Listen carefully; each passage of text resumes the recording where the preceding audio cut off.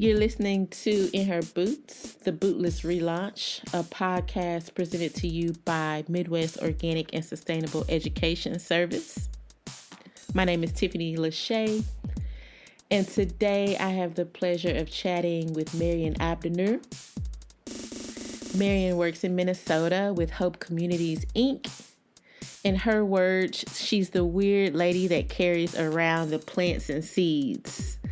I started out our conversation today by asking Maryan what it was like growing up in Somalia. I was the kid though, like you couldn't catch me. I'd climb trees. But I had shoes you look thrown like a at tree me climber all the time. I had shoes thrown at me. That was the thing. Like the shoe or the slipper will just go off and you're just like, you gotta go. Otherwise they'll get you. Oh, that's hilarious. So you would hide in trees? Tell me more about climbing trees. One of my favorite activities as a child. It didn't help that I had a spider monkey as a pet. So the combination of the two of us. A spider monkey? I had a spider monkey, yes. My uncle Hassan, who took care of the cows, he was the one that would, especially when they were home, he would graze them at the farm. Found a baby spider monkey who we don't know what happened to the mom. And he noticed it like within, I think he watched him for 2 days and was just like, okay, this baby doesn't, no one is taking care of him. And so he brought him home and he was like, you are the perfect person to take care of this. And that was my buddy. And we had like stray cats and things around the house that are moving, and we all had like chickens to take care of, but no one had a pet. So this was this one animal, and because of my grandmother, I could get away with. Like, there's stories previously of like my aunts and uncles and cousins, older cousins, either bringing home like puppies that they found in the wild and getting. There's always, each generation, my mom says, there's always a group that brings a puppy. Somehow they get together and find a puppy and they bring it home. And that's a huge no-no, especially when you're just like getting a stray, a wild dog puppy. It's just a no-no. And there's always a thing about it. So every generation is just expected there's going to be a story about the group that brought the puppy home. But I had the monkey. A monkey. No puppy, a monkey.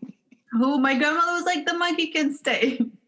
And so he was just everywhere with me. And it frustrated my dad. My mom got over it after a while because she was like, you bathe it. That's the one thing. It's like a dirty animal that's just all over. Like when you're taking a bath, it takes a bath with you. And the monkey was like, yeah, we're in the water every bath. Every day? Yeah, every night when I was taking the bath, they would put him. So we had, we didn't use like, because all of our bathrooms were like the ones you squat for. At least when we were home, because he wasn't allowed to travel. So when we would go to Kenya or different places, the monkey would stay at home. And then my uncle who brought the monkey, because he was tied to it, my grandma was like, then you are the next person that takes care of this monkey. Between the two of you, you're responsible for it. And so he would stay, but we had these pools for the kids. In the evening, everyone, like all of us, you'll go from the oldest to the youngest, we take our baths. And you're just in these like little round pools, and there'll be like 5 around, and they get filled up with warm water. And then my monkey will go in mine, and we knew it. The green one was mine, and I'll just take my bath at night, and while my hair is being washed. And did he help you wash your hair? Yeah, it would get into everything, and everybody was patient because they were just like, I just have to deal with him in this pool. The monkey does not go in the other pool. It's just around me, and they will tolerate it because my grandmother would force them to tolerate it, and then just left us to our worlds. And so when anybody would get angry at me, or would just be like, "Oh my goodness," and then they just start looking around, and then I'm like, "Oh, that's a signal." There's the monkey. Up on the trees. How long did you have it? I had him for about 4 years, and then I left him when I came to the U.S. Okay. So this was recent. It's like, 15 years ago. So 15 years ago. Recent in my, like, it was towards the end of my childhood in Africa. And it was amazing. I loved it because we were in the farms. I could climb the trees. And then the monkey can go on long trips with us because I always wandered with my uncle. And it was just, his name was Bashir. He didn't need a lot of space. Like most of the things he needed was my shoulder. And what did he eat? He ate anything. Like I majority of the time what I was eating, but mostly nuts and bananas. And Somalia, there's bananas everywhere. Everywhere. Everywhere. So many different varieties, huh? So many different varieties. We have I miss the sweet ones. There's a special variety that grows in Somalia, the little Somali bananas. Are they tiny? Yeah. Oh, so good. They don't taste the same. The ones I see here, I'm like, mm-mm. And yeah, but usually like I would have my food. He had these metal bowls that were just like for him. And then he'll get the food in there and then just eat. My food was always too spicy. So a lot of the kids didn't eat with me. I ate with adults because I liked super spicy. But the monkey that was the one thing. He was like, no. You crazy human, you eat your spicy. I just want. Well, you can pretty much eat most of the things I ate. I don't ever remember him having a hard time with eating. He wasn't picky, huh? Yeah, because I got him really young. It was what was around. Yeah, but there's a lot of food around, so just enjoy the food that I was eating. And I ate a lot. What kind of food was around? Was this on your farm? Yeah, this was in Somalia, in southern Somalia. The place is called Arladi. And so there we have guavas, pomelos. That was my favorite thing. So that's one fruit that we shared.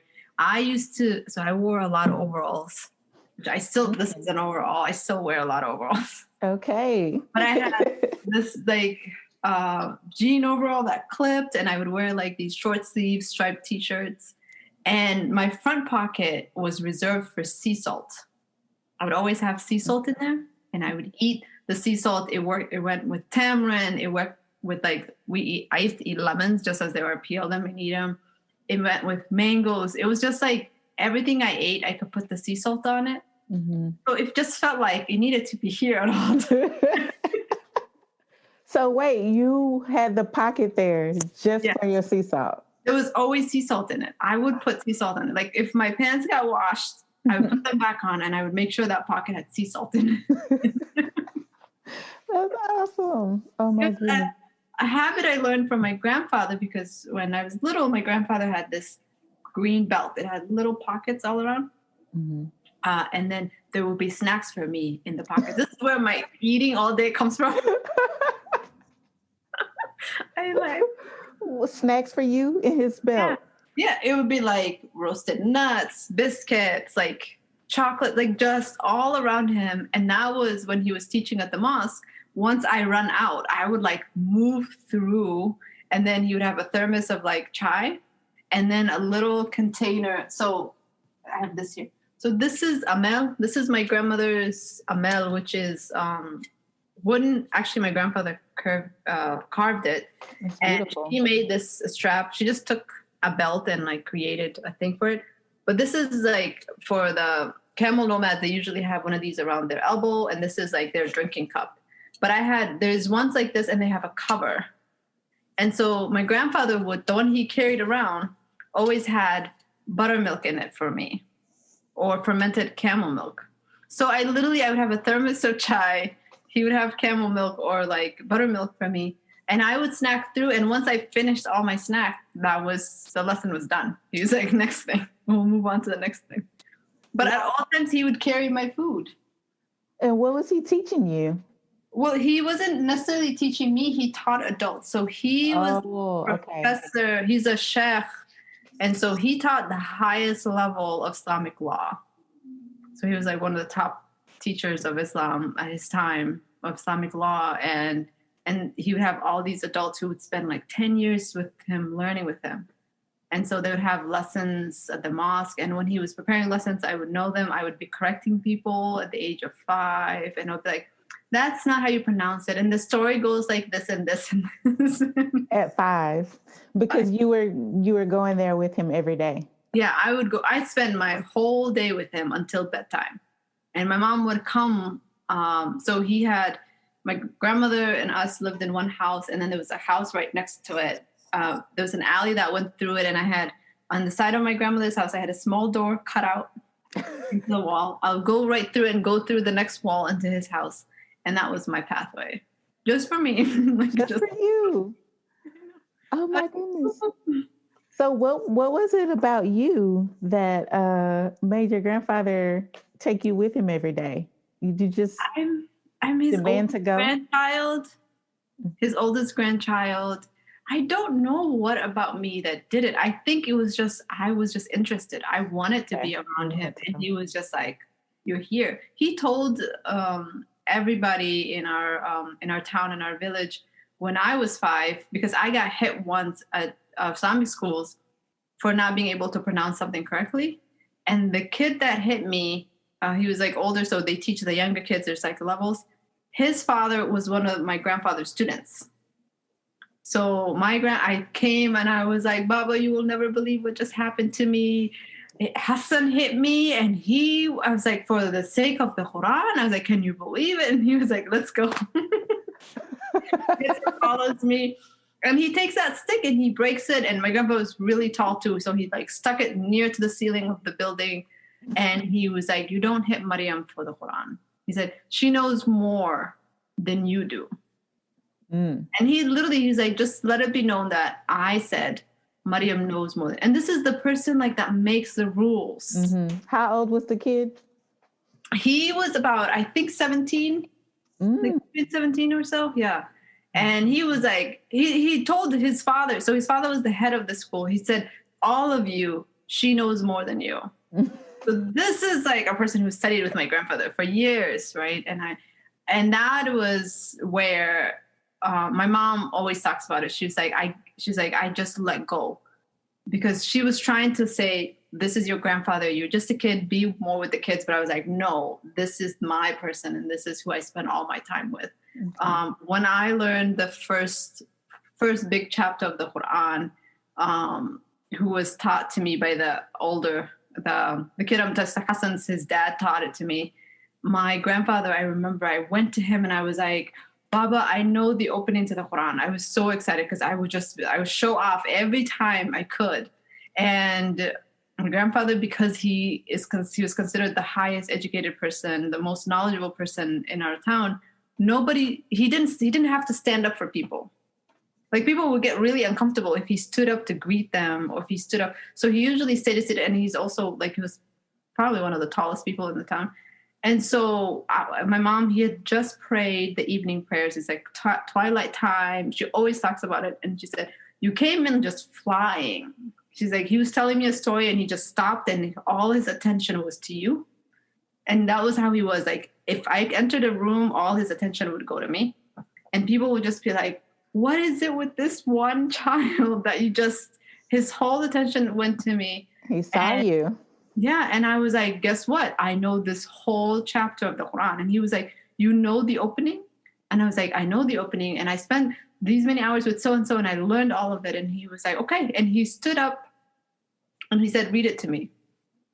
And then I went, like, just from memory, and I read it to him. And he said, the person that gave you the key, the opening to the Quran, deserves a very big reward. Let's go pick it out. And he said, let's go pick. We went over to the animal enclosure that the cows are, and there was a new, like, quote unquote, shipment of cows, because I don't know what else to call it. There was a new purchase of cows that he just got, and they were called the American cows. So they're like the Texans with the big horns. And he said, he picked me up and put me on his shoulder, and he said, amongst them, pick the one that you think is the best one. And then I picked the highest one with the biggest horns. He went ahead and tied a rope around it, and then we walked over to the person that taught me, and that was the gift to give to them. And he was like, this is what they deserve. They've taught you this. And so I always held such a huge value on knowledge and knowing things, because this one person, my grandfather, was just that way. And similar with my grandmother, they were just like, those who teach you things, they're very valuable, and they're at the level of your parents. And you should always reward and understand it. And my mom says that was the moment when she said, I knew I was no longer in the parent position with you. I just let go. She said, whatever you and your grandfather were going to do, I just let go, because there was no stopping and returning from that moment. Yeah, you were here. Like, yeah. Tell me about your grandmother. My grandmother, oh, bless her heart. So my grandmother, Hawa, she married to my grandfather.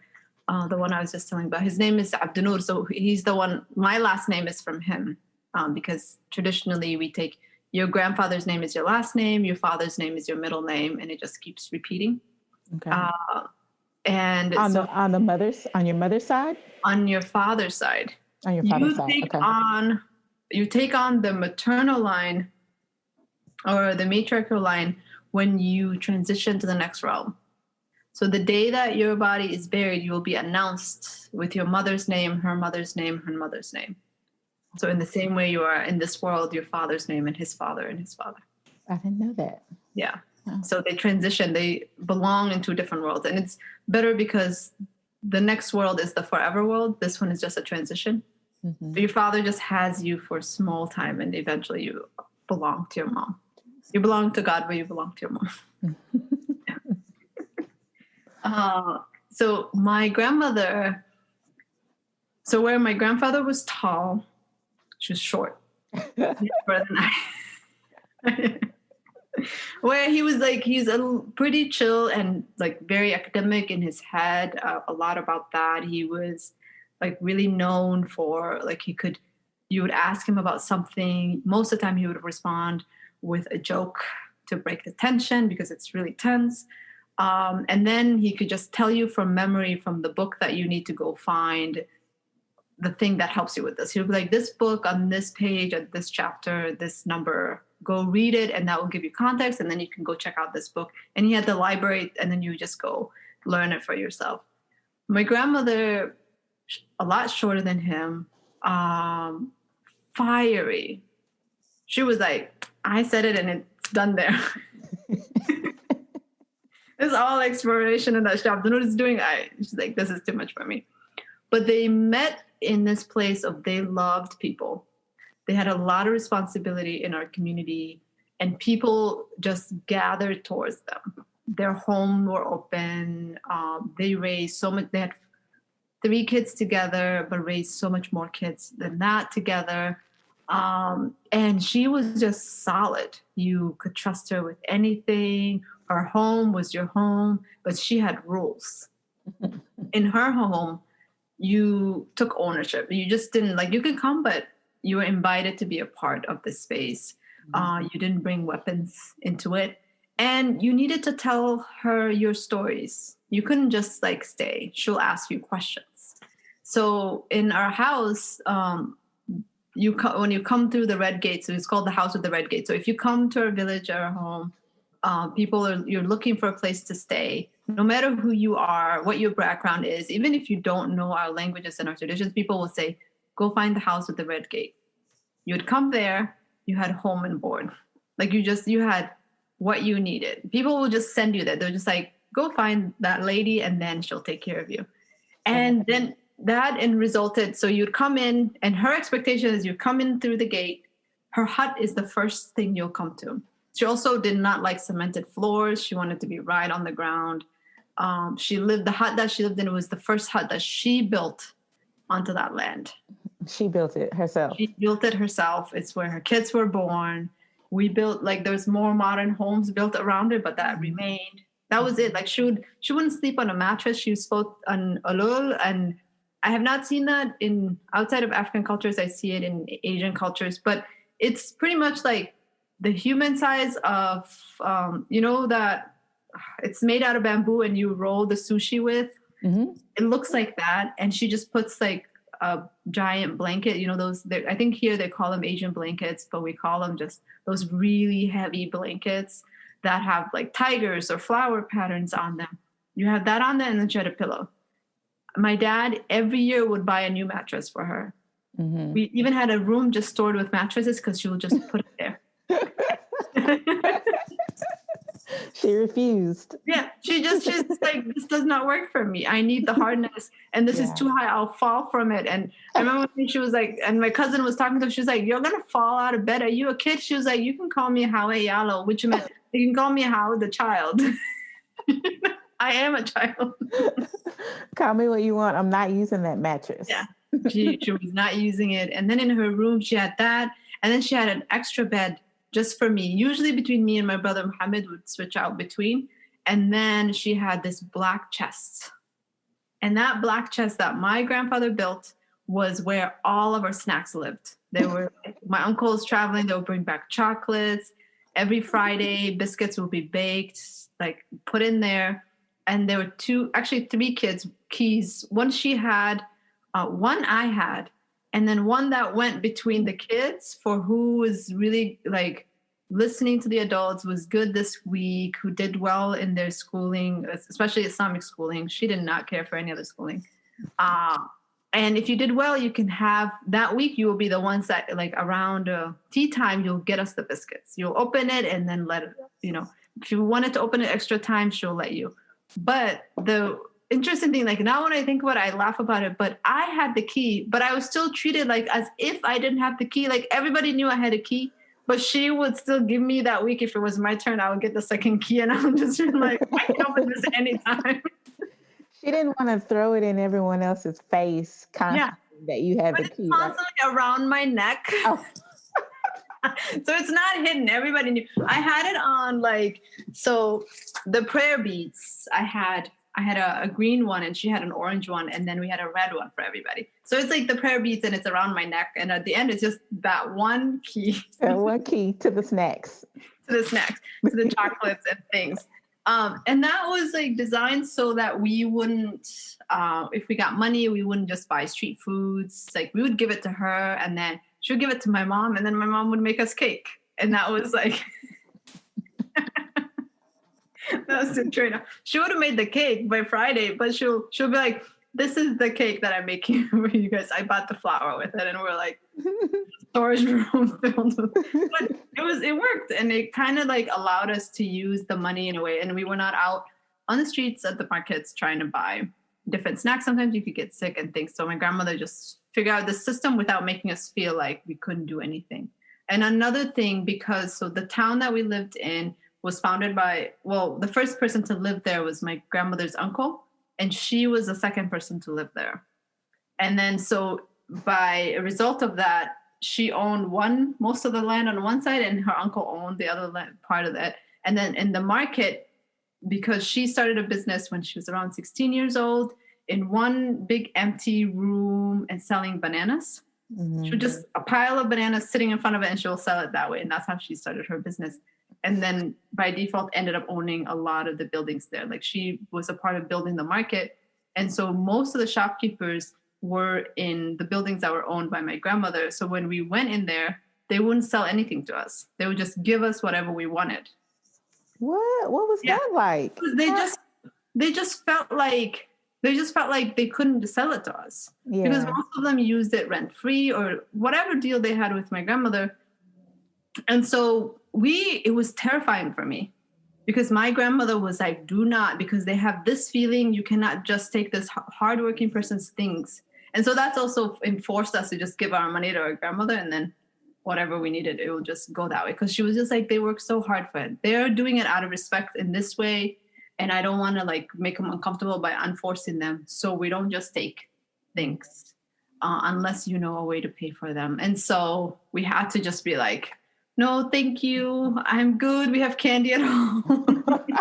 Was that hard to turn it down? Because then you have to go deal with grandma if you did. Yeah. You feel bad. You feel a sense because she's just like, I'm doing my part to be a community member, and this is their part, but we can really exploit their part if we take advantage of it, right? Like we could. And I felt that, and I was like, I don't want to take somebody's hard work. You know, she'll be like, they might say this, but we don't own any of this and don't do it. And so that's who she was. She was like fiery in some areas. I got her soft side. I got her very loving and gentle side. I got her playful side because I could get her to be really playful. I would get her to talk about her childhood, which I'm learning now she didn't do that with a lot of my other cousins. And I'm learning also that she did not really like talking about her childhood. But I would be like, have you tried this? We'd call her Hawa Iyala, which meant Hawa the child. She'll giggle about it. And she'll just be like, one of the activities that we used to do is, and this was only me and my mom were allowed to do this, because another thing was like when my family would send money to her and she would redistribute it into the community, but sometimes she would lose the money. So she'll like have like $100 bill or so and lose it. And then she'll start to freak out. And she's like, I don't know where I put it. So she'll be like, we'll be in the kitchen and she'll go ask. Her and my mom have the same name, but nobody ever called my grandmother by her first name. I think by the time she was in her 30s, she forgot what her name was. She just called like big sister, aunt. There's a lot of moments when she would get called by her name and she'll just be sitting there and we'll be like, it's you. She'll be like, me? Am I the Hawa that they're calling? No one ever says her name. So everybody called my mom Hawa. And my mom's name, they have the same name. So she'll be like, Howie. She'll sit there. She's like, which means like, I think I saw a cockroach in my room somewhere. And mom would be like, no, you did not. And then she'll be like, oh, I don't want them to eat through. And she had like another chest that she had was like these vintage, like she had all these different, I'm trying to figure out what is the best English word to use it. But if you say like the kente cloths, like each African country and region has their own cloths. Mm-hmm. And so she used to collect them and she had all of them. And she'll be like, and the word we use it for is alindi or bulja. And so she'll be like, the ones that are wax, we say bulja. And then the ones that are not wax, it's alindi. And then so she'll be like, oh, I don't want them to tear through my alindi and bulja. And mom was like, there's no way there's any other thing in there. But she'll just tap me on the leg and she's like, go help your grandmother. I think she lost some money. And so I'm like flipping over her head to look for that cash somewhere in there. Oh my goodness. That was like the code of saying. She didn't want to say it out loud. And she'll just be like, I need help looking for this. And she'll tell my mom and my mom will be like, will you go help your grandmother? I think this is what she did. And eventually I caught on and she'll say that. I'm like, okay, I'll go help. Go look for it. Oh my goodness. And going under the bed and looking for it. And then under her bed, she would have like these boxes and baskets of like these medicines that she's picked. They're drying this. So I can even like right now talking about smell the smells. Like she'll have all these things. So you have to go through it. And she'll be like, oh, that was supposed to dry for 3 years. I just figured it out. Get that out. And then she'll start making a medicine. And so she'll get distracted into making the medicine. And I'll just like go through things. And I was really good at going through things. I was also really good at organizing things back to place because that's how my mom was. Like my mom had a system for her, but my grandmother still would forget. And so my mom taught it to me. So I would reorganize things into their places though. So she didn't totally lose it. Or if I wasn't there, my mom could find things for her easily. And so, yeah, she was a healer. She'd have people come all the time who had multiple things. Like she used to do a lot of the cupping is one of the things that she did for people. So in the cupping, my uncle Muhammad and I will assist her. And so you'd have like the person will be laying on like that hard surface because she'll be like, you need the hard surface. It was just a part of her ritual. And then she would like show us the areas. And then my uncle would go around and he would have a cloth with a coin at the bottom and then it's tied. And then the tips of the cloth will be dipped in gas. And then you set it in the areas. And I was the one with the matches lighting them. And then you would come around with the cups. And then once we set the cups, we leave it for her. And then she does like, and so that was like with my grandmother, or we would be in the woods. Every one of the rituals, my mom was just talking to me about this yesterday. We were talking about it, reminiscing about it. One of the rituals that my grandmother did every Friday morning, we would all wake up and every Friday morning there would be like 2 or 3 goats that are killed. So the expectation is most of our village will come to our house for lunch every Friday. But in the mornings to start, we did a kind of a ritual of like reading the Quran for our ancestors. We'd share a meal together in their memories and so forth. And so every morning we will wake up, have breakfast, and then she had this clay pot that we had charcoal, like burning charcoal into it. And then she'll put frankincense into it. And then lead us, like all the kids, we would follow her, lead us into a line. And she's doing her frankincense. We're right behind her, reading blessings for all the people that are buried. We'll walk through all the burial grounds right outside of our village until we get to our family's burial grounds, clean it around, and then she'll just keep us in that ritual. It was a way to check if everything was okay, a way to clean, a way to identify. She'll be like, so-and-so is here. This is your uncle, this and this. This is who this was, and just like her friends, family. And then we'd all come back. And by the time we came back, there would be like our midday snack around like 11 was a cup of like cooled buttermilk and then kind of the Somali egg sponge cake. And then we all sit down with her, and she would like enjoy our snacks, and then she'll tell us stories, and then she'll take our blessings. It was just like, that was Oh my God, I love her.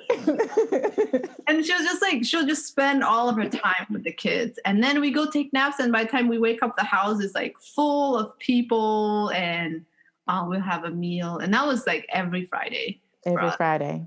Mm-hmm. Every Friday. She's amazing and phenomenal. And I so appreciate the seriousness that she takes to being our connection to home.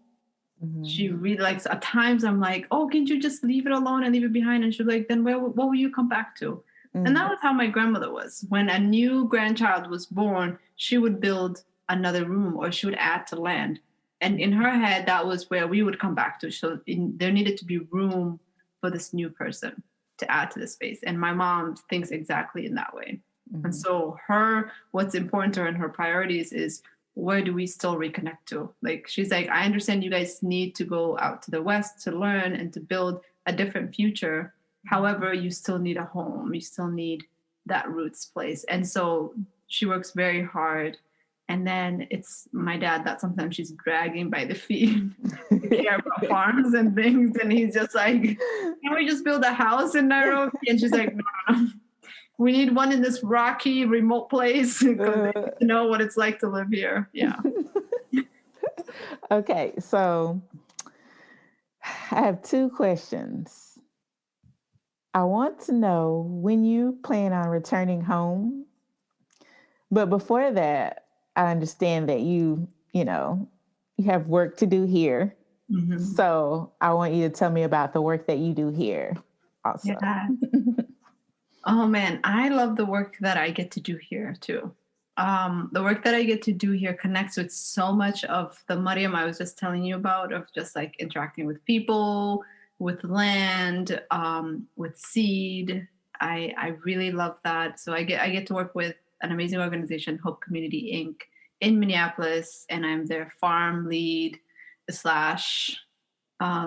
food policy and food systems lead / environmental justice. Just the weird person that talks to plants and bees and carries around seeds.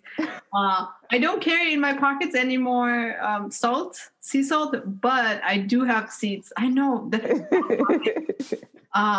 sea salt is a little bit too saltier here. At least it feels like that to me. And I can't eat lemons by themselves now, unless Meyer's lemons once in a while, but it's still they're much more acidic, where I'm like, they should grow near the river. And so they're saturated with the river water, and it's just not as hard. Are they better back home? Yeah, they're like a much more flavorful Meyer's lemon. An organic Meyer's lemon, take that and just make it better, and those are lemons. Everything just multiply by 10, and then that's how food tastes. But yeah, so I get to do that. I get to work with adults. I get to work with babies, predominantly, community of color, growing food. I've been spending a lot of time, and will continue to spend a lot of time, learning about indigenous foods here, because I farm on Dakota land, and I feel so blessed to connect with that, because there's something powerful about this land that reminds me so much of home. And that was like me on my ancestral land, right? Like there's a different connection to it. And then I feel a lot of that spirituality in this land as well. And to connect with it, I feel so grateful, because points of it, I feel like there's a sense of acceptance, where it accepts my hands and my feet on it. And it just says, oh, you're here. Like, and I'm just like, so I sometimes will be crying by myself in there, just like, I feel you, and I understand you, and I understand the value of it for others and for the relatives that were here, who have nurtured it to this point. It's so loved, and it's so beautiful.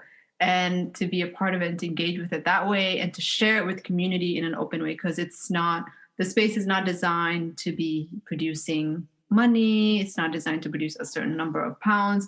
It's designed so people have space to talk about their own food stories and their own food sovereignty, and then to look for a collective way of building their alternative food system to the food system that has carted their food, right?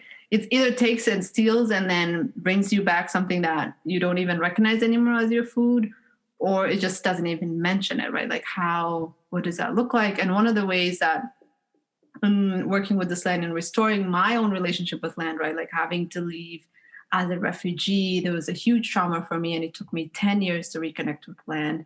And I'm so glad that I found this place. Maybe I was holding out for this place to just have that safe transition. But one of the ways to heal all of that is me learning about indigenous seeds and understanding what are the traditions of seed keeping here on this land and that this land understands. And then finding the joy of like, it's very similar to our tradition of seed keeping, of loving the land and understanding that you're a part of it. Because my people literally believe our bodies are on loan to us from the land. And so there's a huge and important relationship between us and land, and like connecting with it is our medicine, and it grows our medicine. It is our medicine. And then also learning about what are the different components of this land besides water, soil, and air that contribute to the growing of food, right? Like one is the seasons, like having the 4 seasons. It's newer to me. I didn't grow up I grew up with the 2 seasons of East Africa. And you have rain or no rain, right? Yep. Dry or rain. Dry or rain. The crows come, it's about to be the farm season. and you move along with that. And here you have, maybe spring. No, we're not spring yet. And then you're transitioning. But what does it look like to have native bees that are so powerful and so amazing, and what they're capable of, like a native bee versus a honeybee? And then sometimes I meet other plants or supporters of garden. I call them supporters of the food system, of like the red worms, right? For vermicomposting. And I was like, oh, you all are Africans too. And they meet relatives in that way too, where I'm just like, oh my God, I didn't even know about you. It's so great to meet you. Let's meet you, my brother. I do get that way about it. I'm just like, did you know it's African? I love that. Just like, oh, she's found one more thing. And I also really love using, like when I'm out and I'm out in the open, I can tell directions. I can tell time by the sun. I love teaching that to the kids because they're just like, they're like, what time is it? And I'll just pull up like my rake and I'll be like, it's so-and-so. I'm like 2:30. And then they'll go check their phones and they're like, how did you get that?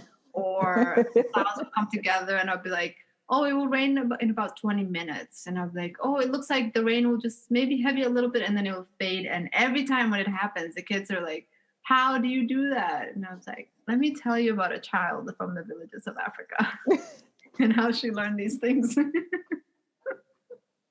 Oh, we got to write a children's book about you. I know we should. And so that's what I get to do. I get to connect 9-year-old Maryan, 5-year-old Maryan with a 30-year-old Maryan here on Dakota land, and get to hang out with just amazing kids who teach me every day of why this is so important to connect with land, to build relationship with trees, to really understand that as being from or living in one of the largest polluters or CO2 emitters of the world, and I can see where I see the environmental devastation, so much of it is home. Like I see it from my mom's stories, and she's like, this is really changing. Demographics are changing. There's new plants here. And then understanding that connection, like there's also another stake in it for me in working through a lot of the environmental injustices that we're seeing in our communities that happen predominantly in Black and Brown communities, and putting words to it and saying, yeah, we deserve clean air. We deserve clean, healthy, nourishing soil and water. And also as Black people and as people of color, the fear that has been placed within us to interact with wild spaces, right? I would love to go camping.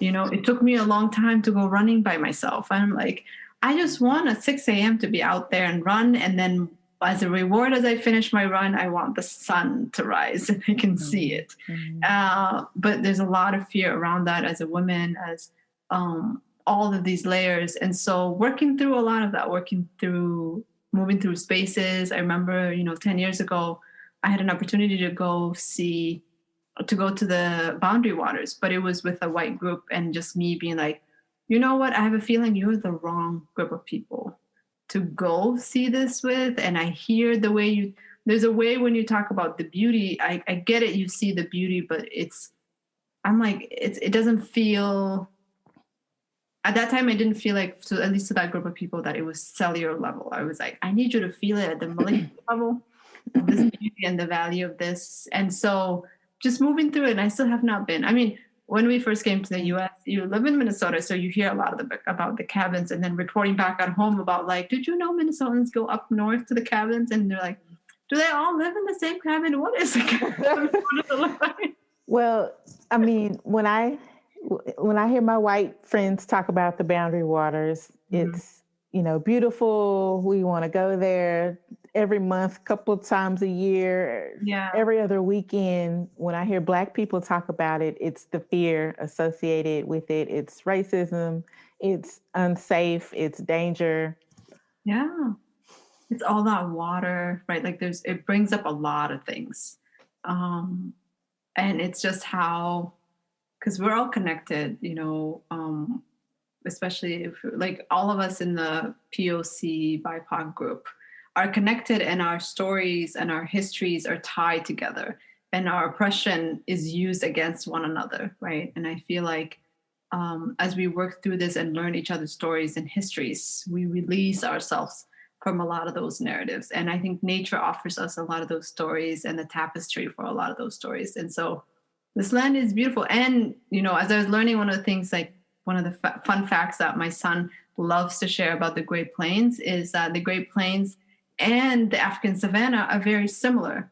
They tend to have the same like types of animals, the big animals, the smaller animals, that plain area, the tall grasses, right? Like you see a lot more trees here, but the tall trees are not native to here. It's the tall grasses. And I'm from the tall grasses of East Africa. And so I'm just like, maybe that's why it settles so well. It feels exactly why.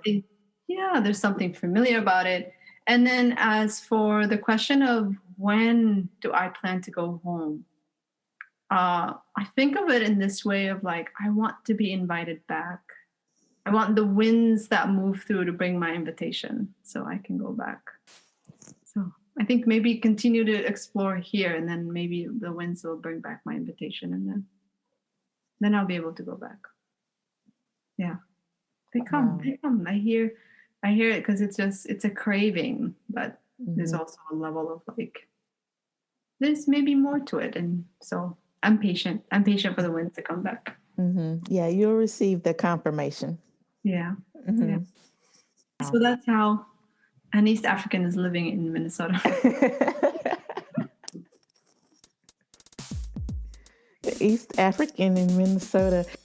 Thank you for listening to this week's episode. Feel free to send me any feedback to Tiffany@mosesorganic.org.